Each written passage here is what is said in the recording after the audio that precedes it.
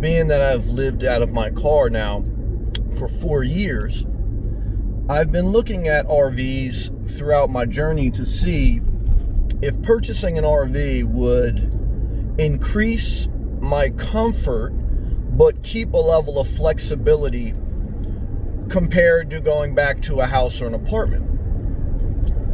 And it is true that I would keep a level of flexibility with regards to still living on wheels, whether I would buy a travel trailer or a motorhome. The problem is, in one sense, I would make my life harder by buying an RV because I would have a harder time finding a place to park it. And when you're living as a nomad, one of your number one problems is finding safe and legal parking. And a regular car or SUV or minivan has the most options when it comes to parking. And even with those options, sometimes you can only stay in one area so long and there's a level of movement. But when you upgrade to an official RV, your options are even smaller or even less. And flexibility is defined pretty much as more options. When you hear the word flexibility, it pretty much means that you have several options. You can do several things. And when you make the decision to buy an RV, you have less options. You have more comfort, but less options.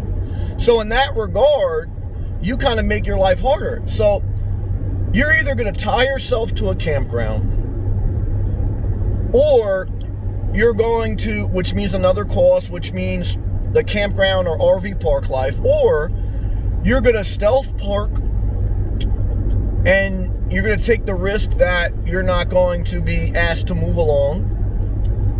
And there's just a tax on your spirit, on your wallet with fuel efficiency, and on your options, And I'm not anti-RV. I know some people who live full-time in their RV, some that watch the channel, and I guess they figured it out for them.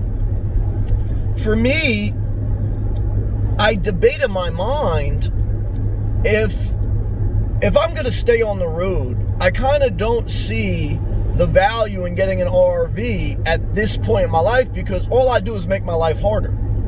Because my number one issue now, well, I guess I have two issues. One is to have a stable, safe, and legal place to park every night. And two is a level of climate control when there's extreme weather. Because extreme weather, whether it's too hot or too cold, is one of the biggest things other than parking that a nomad faces. Now, the way to get around extreme weather is if you have a hybrid car, such as a Prius, or electrical car, or a combination of both. But you still have to deal with parking. When you buy an RV, you've dealt with climate control, but you've made your parking options less. So I say to myself, if I stay on the road, if I'm looking to eliminate two negatives, which is climate control and parking, if I want to eliminate that, get a hybrid vehicle, that eliminates temperature control, and it keeps as many parking options as I can have as a nomad. If I get an RV, I solve temperature control, but I make my parking options less and my fuel efficiency less. And I said to myself, this is the other thing about an RV that makes your life harder. If you're living as a nomad, you want to live a simple life, whether financially or from a standpoint of you want to take care of less emotionally, or maybe a combination of both. You want financial freedom and emotional freedom.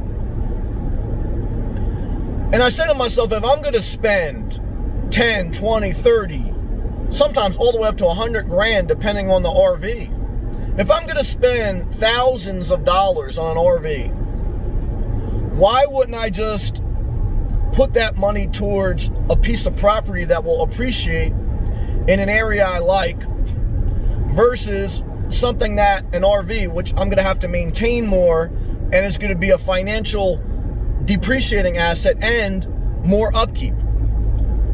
Now, home base is an entanglement, but that's the debate in your mind. It's like, You know, the RV doesn't solve where to park. It makes it harder. It gives you more comfort, but less flexibility. That's the problem with an RV.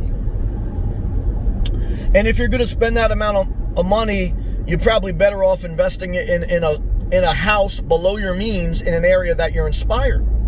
Now, if you haven't found where you're inspired and you can't find affordable housing in that area or housing that fits what you want, then I can understand, that's kind of a little bit sometimes the dilemma I'm in. I could probably find something I like, but nothing's perfect. But what I want to share with you, and that's why I've always said the number one thing when you get into the nomad life, start in the car you have. Because buying an RV is going to set you back. It's not going to make your life simpler. It's going to make your life harder for most people. You're going to get less fuel efficiency and you're going to have less places to park. And everyone knows an RV. Even if it's a Class B motorhome, everyone can tell that's an RV. And, there's more of a target on your back. That's the problem with an RV, So you really have to think it through. Now, as always, it depends a little bit on your age and your circumstance. If you're elderly and if you have secured a place to park, then I can understand. As you get older, you want more comfort. You're willing to trade off some flexibility. And if you found a place to park, then you don't need to worry about, getting an RV and where to park it because you've got that solved.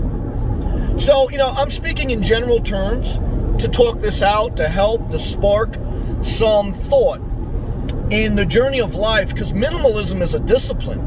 Focus is a discipline. And, buying an RV is a luxury. And there's nothing wrong with enjoying the fruits of your labor. But if you're trying to keep your life simple and you don't want to get entangled, and if you're going to spend a certain amount of money, you want peace. I don't want to spend 10, 20 more, and then I still have a problem of where to park. It's like, again, I might as well buy a home base. So that's kind of what I really wanted to talk out, to spur valuable thought, to not make an emotional decision. Because believe me, buying an RV is an emotional decision. Buying a car is an emotional decision. Buying even a house is an emotional decision. Most decisions have emotion. And there's nothing wrong with emotion. That's what makes us human. But you also need some logic and some wisdom. Don't just follow your gut. Listen to your gut, but also discipline it with wisdom. Like double check it, spell check it, cross-reference it with wisdom. Your heart can be very deceptive. Your gut could be very deceptive. Your emotions can take you on a whirlwind of pain, financially and emotionally. Very hard to walk off an RV lot, whether you're getting pressure from the salesman or pressure from yourself. Never be scared to be embarrassed at a car dealership or RV dealership, or even a house. I'll tell you, you got to be able to accept that you're responsible for whatever you purchase. And window shop, okay, until you have found the winner, okay? And if you never find the winner, you're the winner. Your self-care is the winner. You're living below your means. Your minimalism is your winner. Not your storage unit, not your RV. However, living in a car is not the answer to everything either. So there is a dilemma, a real dilemma that I'm not avoiding. I can't say that living in your car forever is the answer. It's not easy, guys and girls. And I'm talking this out to help myself, to help you, to add value, and to share my journey, my real life experience that I'm going through. And I hope it helps you. If these videos help you in some way and you want to support the channel, click that blue join button. It'll also give you unlimited access to all my live feeds, which I do every day. You can check out my channel, and I have thousands of free videos on my playlist. You can circle through them, talk about the simple life. They show RVs, houses, a bunch of things. And remember to take care of yourself. Remember, you are the self-contained RV. Your body, your spirit is the temple of God or whatever you believe, of your being. And if you can't do self-care, it doesn't matter your RV or your house. If you can't be happy by yourself, a spouse won't make you happy. If you can't take care of yourself well, you can't take care of anyone else. And that is the job that keeps us busy all the days of our life. Waking up early, staying productive, doing errands, doing productive things, doing creative things, a balance of all these things. Taking care of yourself. Keep pushing forward. one day at a time, one step at a time. Consistency, peace,